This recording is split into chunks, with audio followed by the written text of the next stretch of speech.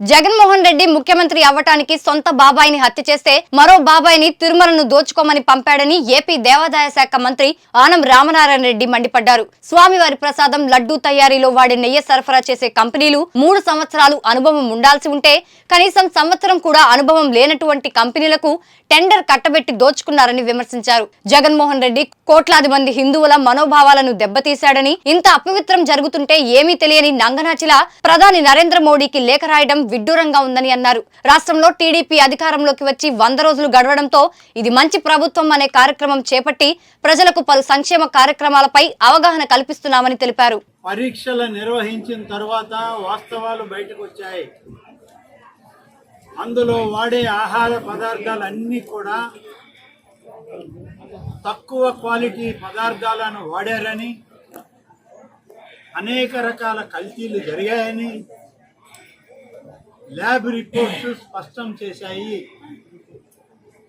ఇవంతా జరిగింది 2022 సంవత్సరం నుంచి టెండర్లు పద్ధతి కూడా మార్చారు. 3 సంవత్సరాల అనుభవం ఉండాల్సిన కంపెనీలకి ఒకే సంవత్సరం అనుభవం చాలన్నారు. అలాగే ప్రతి ట్యాంకర్ నెయ్యిలో, ప్రతి వస్తువులో ఏవైతే ఆహార పదార్థాలు ఉన్నాయో అన్నీ సర్టిఫైడ్ ఉండాలి, క్వాలిటీ చెక్స్ ఉండాలి, ల్యాబ్ టెస్ట్ రిపోర్ట్స్ ఉండాలి అని అంటే అవన్నీ అక్కర్లేదని తీసేశారు. రోజుకి 15,000 కేజీల యొక్క నెయ్యి తిరుమల తిరుపతి దేవస్థానంలో ఆహార పదార్థాలకు వాడాల్సి ఉంటే ఈ 15,000 కేజీల నెయ్యి తయారు చేయడానికి 35,500 ఆవుల్ని పెంచాలి. ఇది వివిధ రాష్ట్రాల్లో వివిధ డైరీల్లో కనీసం ప్రతి ఆవు 10 లీటర్ల పాలు ఇచ్చేటట్లయితేనే ఇంత నెయ్యిని సమకూర్చుకోగలం. ఇవన్నీ లెక్కలు ఉంటే వీటన్నిటినీ పక్కన పెట్టి గతంలో అన్ని ప్రభుత్వాల్లో, ముఖ్యంగా చంద్రబాబు నాయుడు గారు ముఖ్యమంత్రి ఉన్నారు, జరిగినటువంటి టెండర్ పద్ధతుల్లో మార్పులు తీసుకొచ్చి ఏ అనుభవం అక్కర్లేదు, ఎవరు సర్టిఫికేట్ అక్కర్లేదు, ఎవడు తెచ్చినా తయారు చేసి ఇచ్చేయండి అనేటువంటి. అదేవిధంగా ఆ విధానాలకి లోబడి దేవదేవుని యొక్క భక్తుల్ని దోచుకోవడానికి తయారై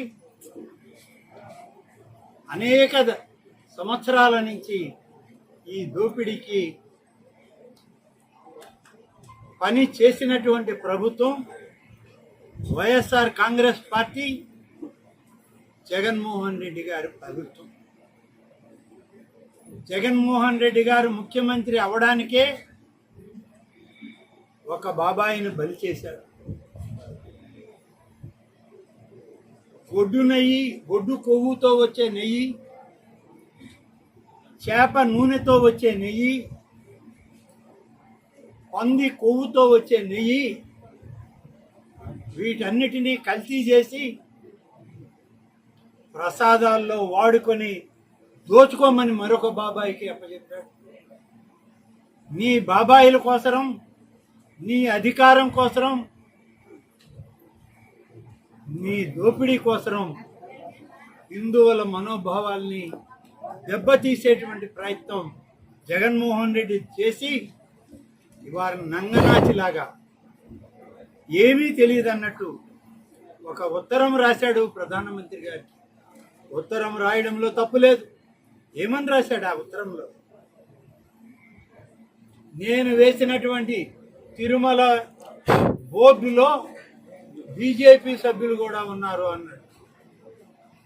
6 రాష్ట్రాల ముఖ్యమంత్రులు చెప్పిన పేర్లు సభ్యులు కూడా ఉన్నారు. అంటే నువ్వు నివేదన నీ మహజర్ ప్రధానమంత్రికి ఇచ్చావా? ప్రధానమంత్రిని బ్లాక్మెయిల్ చేస్తున్నావా? నువ్వు ఒక చీటర్వి, నువ్వు ఒక బ్లాక్మెయిలర్వి, నువ్వు ఒక దోపిడీదారుడివి. నువ్వు ఇవాళ చంద్రబాబు నాయుడు ప్రభుత్వాన్ని, ప్రజాస్వామ్య పరిపాలనని, ఎన్డీఏ కూటమిని ఇవాళ ప్రశ్నించే అధికారం నీకు ఎవరిచ్చారు అని అడుగుతున్నా.